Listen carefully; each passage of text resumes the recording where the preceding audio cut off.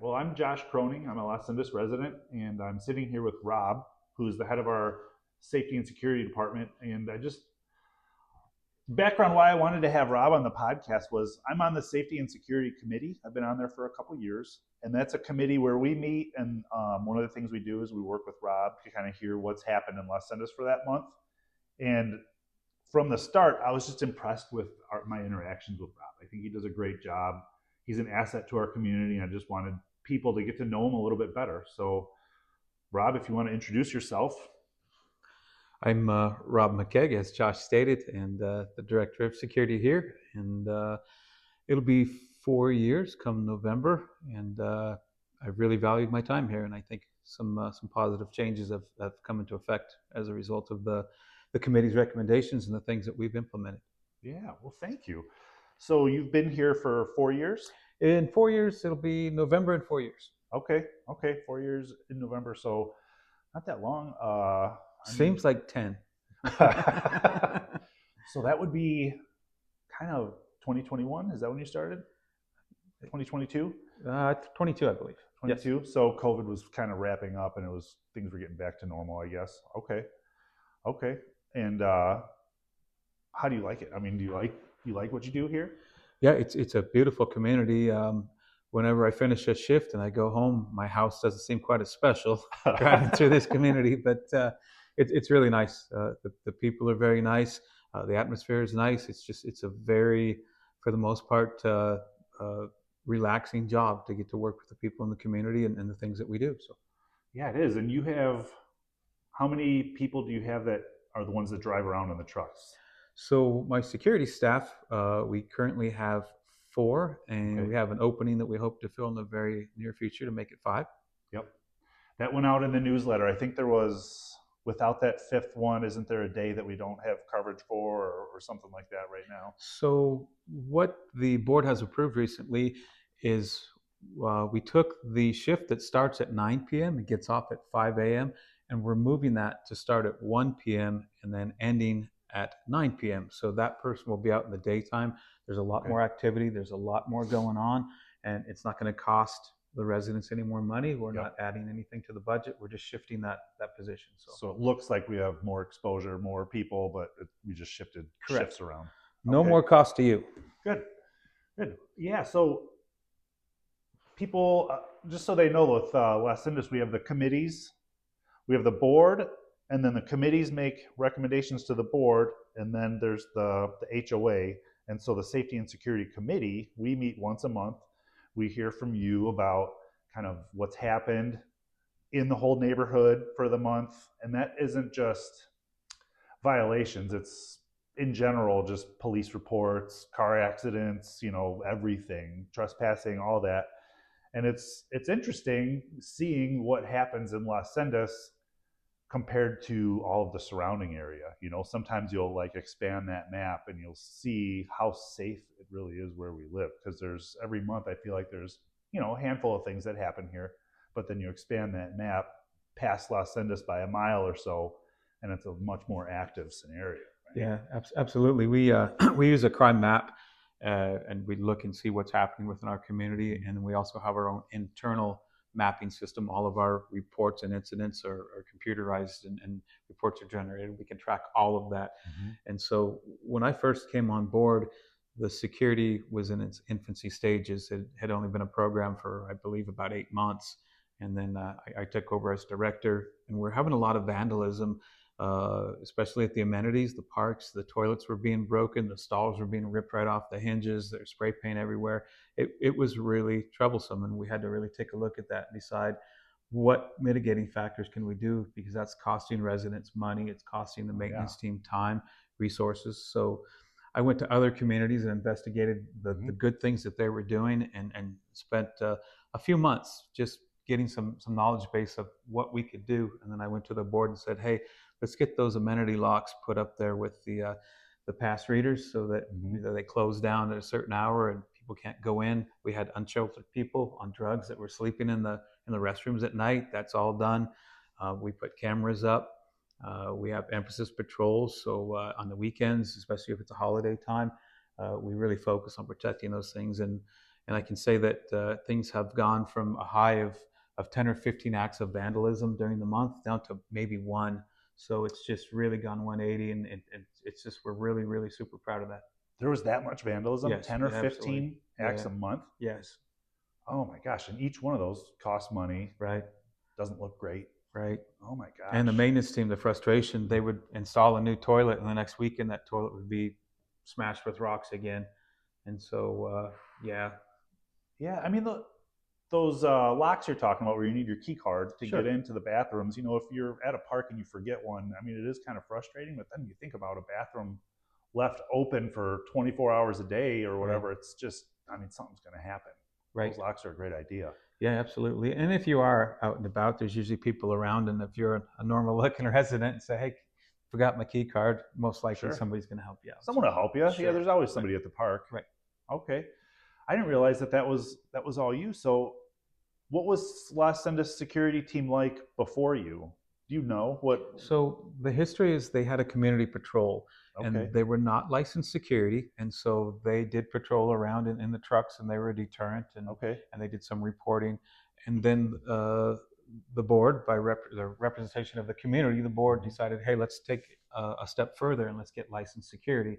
Yep. And so licensed security obviously is a step up. They can detain people if necessary. They have some limited weapons on their belt if they need to defend themselves or another resident. And that's kind of where we're at now.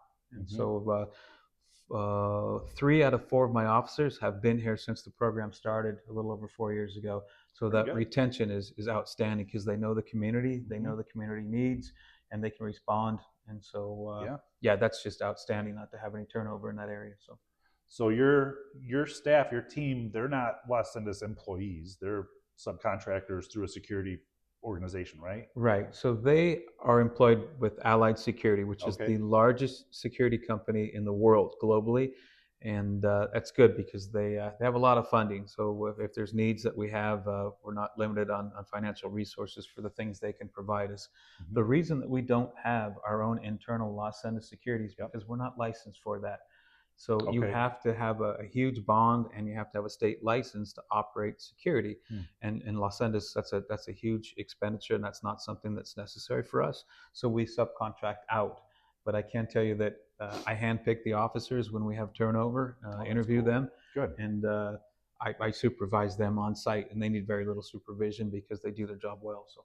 Good. Yeah, my interactions have been few. I don't get in trouble a lot, but every time I've seen them out and about, it's positive, and it's a huge neighborhood. I mean, I don't know, when I moved here, if you would have asked me how many enclaves, so each gated part of the community is an enclave.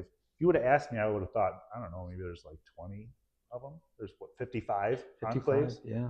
And then 3,400 houses. Yeah.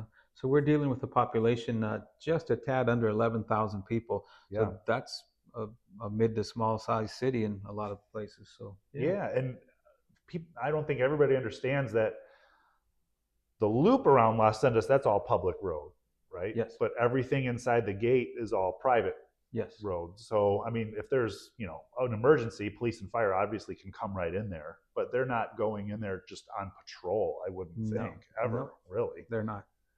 Okay. Yeah, a lot of residents have questions like, hey, why don't the police come back here and tow this vehicle because it's parked improperly, or why don't we see more of them, on patrol?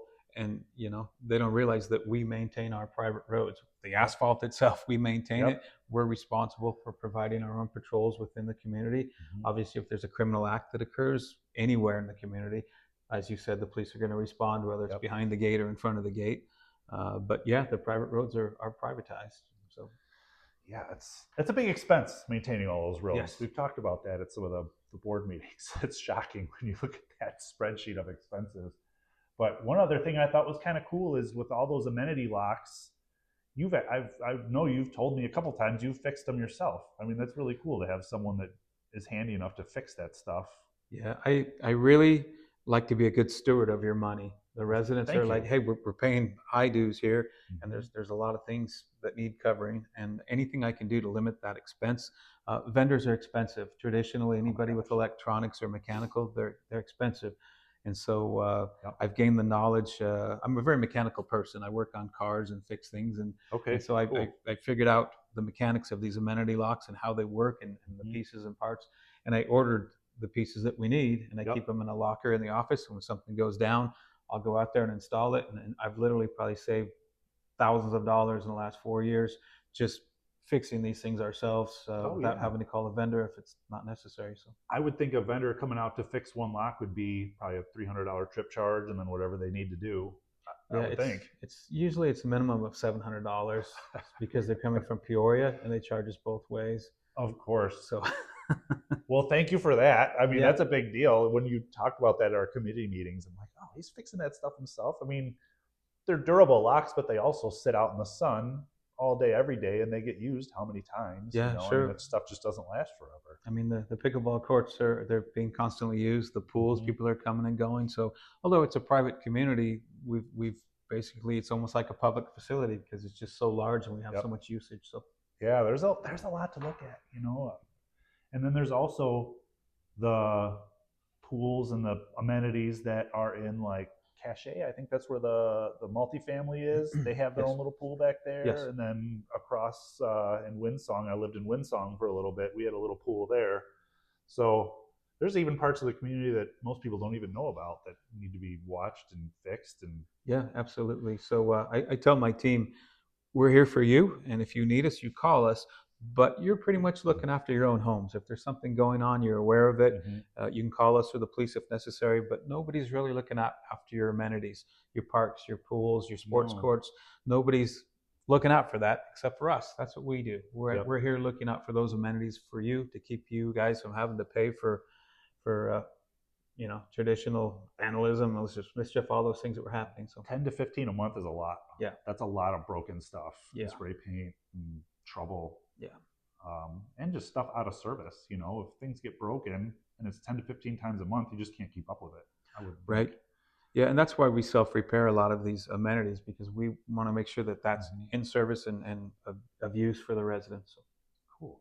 Well, this was kind of the goal. I just wanted to introduce you so people kind of knew who you were, and just wanted to just thank you for what you do for us. My yeah. interactions with you have been great. I think you're doing a great job, and I wanted to thank you and then just bring you on to introduce you. So, Okay. is there anything else you wanted to mention? I know, Josh, before we got on camera, you said, "Hey, you want to talk a little bit about your background?" And I told him, "Hey, I was a little hesitant because I'm retired law enforcement, and Yeah. there's some weird things that happen." But I can say I came from Washington State. I also served overseas for 8 tours. Did you really? Yeah, and See, I didn't even know this stuff. so Iraq, Afghanistan, Syria, Haiti. So in my police career, I also was fortunate enough to get my paramedic certification. And Okay. so I would work 410s in the police department, and I would work one 24-hour shift for the fire department as a paramedic to get a little extra income. And so Gosh. that was key when I was serving overseas because a paramedic was very valuable in those combat zones. And so yeah, I had a lot of Wow. experiences, and it's nice to just kind of settle down here. Yeah. What branch of the service were you in? So I was in the Air Force, but then Okay. I was recruited by the United Nations halfway through my law enforcement career. So I was a law enforcement officer for the United Nations, just a regular Wow. employee. And so yeah, I would spend uh, Hmm. almost all the time overseas. And then every 8 weeks, I got a week off, and I got 4 weeks vacation, so I could build that up and come home for 2 or 3 weeks at a time. So Wow. yeah, What? Okay. Now I am curious. What is it like working for the United Nations? it's uh, it's trying. It's hard to keep a relationship when you're Yeah. basically overseas in combat zones your whole Oh life, my and gosh. so that was tough. Um, but it was an adventure for sure. I mean, it was absolutely an adventure. If you're someone who likes Wow. adrenaline rushes, I recommend it. Wow. My nephew just joined the Marines. He's been in for several months now, and he graduated high school, and that was his move, joining the Marines. And the whole family is like, "What's he gonna think of basic training? How's this gonna go?" Because you don't know how people are gonna react. Sure. And it's been great. It's been awesome. Once in a while, we get to FaceTime with him, and he's having a great time. He's loving it. So, thank you for what you did, and Oh thank you for yeah, your service. I think you're the first United Nations employee I've ever met, ex-employee. yeah. We're few and far in between. we travel through the commercial airports to get to our bases. We have a diplomatic passport that says United Nations on it. Oh, wow. And all of the TSA are like, "Hey, Bob, come on over here. Is this thing for real?" I'm like, if I Never just seen just this. scan it like a regular passport. Scan it. My information will come up on your computer. Really? Okay. Well, anything else that I didn't know or that you want to mention? No, I appreciate you having me Okay. on, and if people approach you with questions, Yeah. come to me with that, and you can share the information. Well, yeah, if they need to get a hold of security, the number's right on the side of the trucks. And I Yes. would recommend, I personally save that number in my phone because if I'm at the park and I see something crazy going on, I don't want to have to go to the HOA website and scroll through and find security's number. So yeah, save the number, and if something happens, I've only called you a couple times. You've been pretty responsive. I think the last time I called was for a solicitor. So thank you for showing them out. Yeah. Well, Rob, it was good to meet you. Okay. Thank you, Thank you, Josh. sir. And thank you for your service.